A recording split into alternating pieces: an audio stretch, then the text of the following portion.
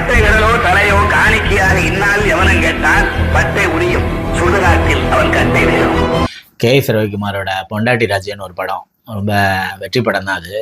அதில் வந்து ரஞ்சிதாவும் சரவணனும் கதாநாயகன் இருப்பாங்க.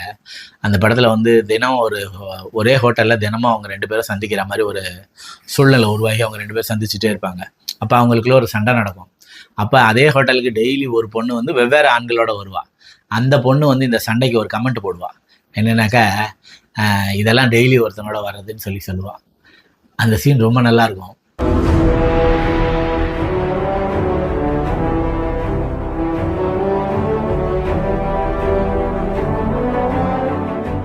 வணக்கம், திராவிடியன் ஸ்டார் யூடியூப் சேனலுக்கு உங்களை வரவேற்கிறேன். இந்த காணொலியை லைக் பண்ணுங்கள், ஷேர் பண்ணுங்கள், கமெண்ட் பண்ணுங்கள், சப்ஸ்கிரைப் பண்ணி பாருங்கள், தொடர்ந்து ஆதரவு தாங்க. இந்த ஹரிநாடர் வந்து யார் காதலிக்கணும், யார் காதலிக்கக்கூடாது, காதலிக்கிறவங்க எந்த சமூகத்தை பார்த்து காதலிக்கணும் அப்படிங்கிறதுக்கெல்லாம் புத்திமதி சொல்லி வீடியோ போட்டு அவரை கூப்பிட்டு வச்சு எல்லா யூடியூபரும் செஞ்சிட்ருக்காங்க. இந்த ஹரிநாடரை இந்த தத்துவத்தெல்லாம் சொல்லும்போது எனக்கு தோணுது தான் அந்த கே.எஸ். ரவிக்குமாரோட டைலாக். அதாவது ஹரிநாடர் வந்து ஒரு யாருக்கோ ஒருத்தருக்கு வந்து வங்கியில் கடனோ ஏதோ வாங்கி தரேன்னு சொல்லி ஒரு பெரிய குற்றத்தில் ஈடுபட்டு, பொருளாதார குற்றத்தில் ஈடுபட்டு அவர் வந்து கேரளாவில் போய் அவரை கைது பண்ணி பெங்களூர் பரப்பநகர சிறையில் அடைச்சி வச்சுருந்தாங்க. அந்த கேஸில் அவர் வந்து பல நாள் இருந்தார். அதுக்கப்புறம் வந்து அவரை வந்து விஜயலட்சுமி அவர்களோட கேஸோ ஏதோ ஒரு கேஸுக்கு சென்னைக்கு அவரை போய் சென்னை போலீஸ் போய் அவரை வந்து பெங்களூரில் கைது பண்ணி கொண்டு வந்து சென்னையில் பூந்தமல்லி கோர்ட்டில் ஆஜர்படுத்தினாங்க. இந்த மோசடி மன்னன்னா வந்து கேஸில் மாட்டி போலீஸில் போய் இருந்து ஜெயிலில் இருந்து கழித்துனப்போ தான் அவர் வந்து அவர் உடம்புல 400 கிலோ நகை போட்டிருந்தார். அந்த நகையெல்லாம் எப்போ அதுக்கு முன்னாடி தங்க ஆபரண கடை மாதிரி சுற்றிக்கிட்டு இருந்த ஹரிநாடர் வந்து இந்த மோசடி கேஸில் உள்ளே போய் பரப்பநகர ஜெயலலிதா இருந்த அதே பரப்பநகர சிறையில் இருந்தப்போ தான் இந்த நகையெல்லாம் கழட்டினார். இன்ன வரைக்கும் அந்த நகையெல்லாம் அவர் அணியாமல் இருக்கார். அப்போ அந்த ஹரிநாடர் வந்து ஜெயிலில் இருந்தப்போ நான் தான் அவர் பொண்டாட்டின்னு சொல்லிட்டு கேரளாலேருந்து ஒரு பொண்ணும் மலேசியாவிலேருந்து மஞ்சுங்கிற ஒருத்தவங்களும் 2 பேரும் வீடியோ ஹரிநாடரை பற்றி பேசி பேசி பேசி பயங்கரமாக வீடியோக்கள் வந்து டெய்லி வந்து ஒரே பரபரப்பாக இருந்துச்சு. அந்த நேரத்தில் வந்து இவர் மோசடியில் ஈடுபட்டார் சொல்லிட்டு இவர் கட்சியோட இதாக இருந்த பணங்காட்டு படை அந்த ராக்கெட் ராஜா வந்து இவரை கட்சியை விட்டு நீக்கினார். அப்போ ராக்கெட் ராஜாவுக்கும் இந்த பொண்ணுக்கும் தொடர்புக்குன்னு அந்த மஞ்சுளா பொண்ணை பேசினுச்சு. அவ்வளோ சிரிச்சு போன கதை ஹரிநாடரோட கதை.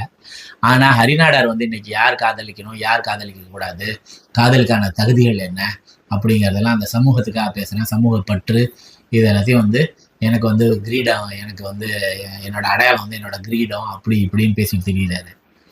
இதில் என்ன பிரச்சனைனாக்கா, நான் இப்போ ஒரு மாதத்துக்கு முன்னாடி ஒரு வீடியோ போட்டிருந்தேன்.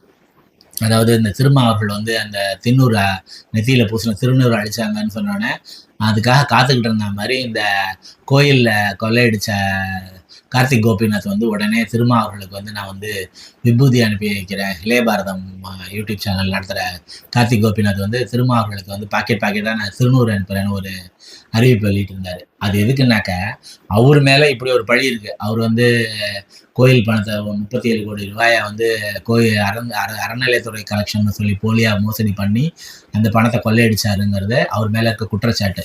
அவரும் போலீஸ்க்கு போய் கோர்ட்டுக்கு போய் அவரை அரெஸ்ட் பண்ணி அப்புறம் ஜாமீனில் வந்து தான் இப்போ இருக்கார். தன்னோட இமேஜ் வந்து இப்போ பாதளத்துக்கு போயிட்டதுனால, தன்னோட அரசியல் எதிர்காலம் கேள்விக்குறியாயிட்டதுனால கார்த்திக் கோபிநாத் வந்து அமைதியாக இருந்தார். அப்போ எப்போ திரும்ப விஷயத்தில் இந்த மாதிரி ஒரு இது கிடைச்சோம், லைம்லைட் கிடைச்ச உடனே தன்னை வந்து உடனே இந்த திருநூறு அனுப்புகிறேன்னு சொல்லி இதை செஞ்சார். ஏன் இதை செஞ்சாருன்னா, ஏற்கனவே காயத்ரி ரகுராம் வந்து திருமாவர்களை பற்றி மனு தர்மத்துக்கு எதிராக பேசி ஃபேமஸ் ஆனாங்க. அப்போ திருமாவதி எதிர்த்து பேசினா நம்ம ஃபேமஸ் ஆகிடலாங்கிறத நம்ம பேரில் உள்ள பழியும் மறைஞ்சிருவோங்கிறதுக்காக கார்த்திக் கோபிநாத் இதை ட்ரை பண்ணார். அதே பாணியில் மோசடியாக பண்ணி பொருளாதார குற்றம் விளைவிச்சு 2 கோடி ரூபா ஒரு தொழில் எதிர்பட்ட ஏமாற்றி அந்த குற்றத்தில் தான் அரெஸ்ட் ஆகி பரப்பநகர சிறையில் வந்து பெங்களூரில் இருந்தார். கேரளாவில் தான் அவர் அரெஸ்ட் பண்ணார். அவரோட முதல் மனைவி வந்து ஒருத்தவங்க இருக்காங்க, 2வது மனைவி பெங்களூரில் இருந்திருக்காங்க. நான் அவர் மனைவி, இவருங்க அவங்க மனைவி அப்படின்னு சொல்லிட்டு அந்த 2வது மனைவி அந்த முதல் மனைவியாக இருந்தவங்களை வந்து அந்த பணங்காட்டுப்படை தலைவர் ராக்கெட் ராஜாவோட இணைச்சி இந்த மஞ்சு பேசின வீடியோக்கள்லாம் இருக்குது. அவ்வளோ கேவலமான பின்னணி கொண்ட ஹரிநாடர் தன்னோட இமேஜ் பாதாளத்துக்கு போயிட்டது. அப்போ அதை தன்னை தூக்கி நிற்கிறதுக்கு என்ன வழி அப்படிங்கும்போது தன்னோட செயல்களோ தன்னோட வாழ்க்கை முறையோ நெறிமுறையோ எதுவுமே இல்லாத ஒருத்தன்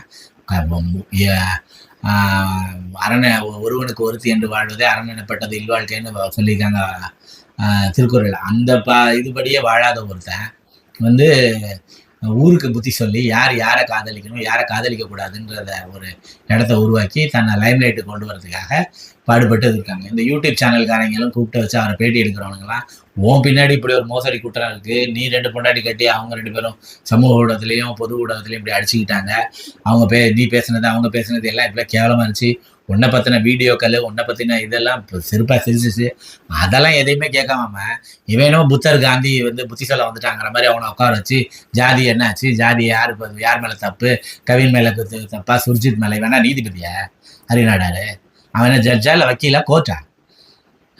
அவ வடிவ கவுண்டபிள்னு சொல்லுவார, அட இதெல்லாம் பரவாயில்லைங்க, டைவர்ஸ் கேஸ்லாம் எங்கிட்ட வந்து நான் என்ன கோர்ட்டா ஜட்ஜான்னு. அது மாதிரி ஹரிநாடார பஞ்சாயத்து கூட்டு இவங்க பேட்டி எடுக்கிறானுங்களே, ஹரிநாடா பெரிய ஜட்ஜா வக்கீலா இது நியாயம் சொல்றதுக்கு?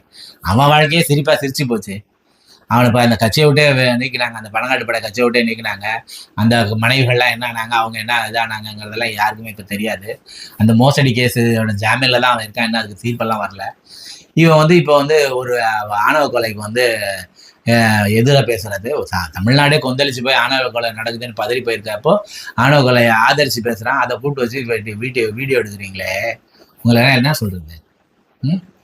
யாருக்கு புத்தி சொல்றது? நன்றி நண்பர்களே, காணொலியை சப்ஸ்கிரைப் பண்ணி பாருங்க. வணக்கம்.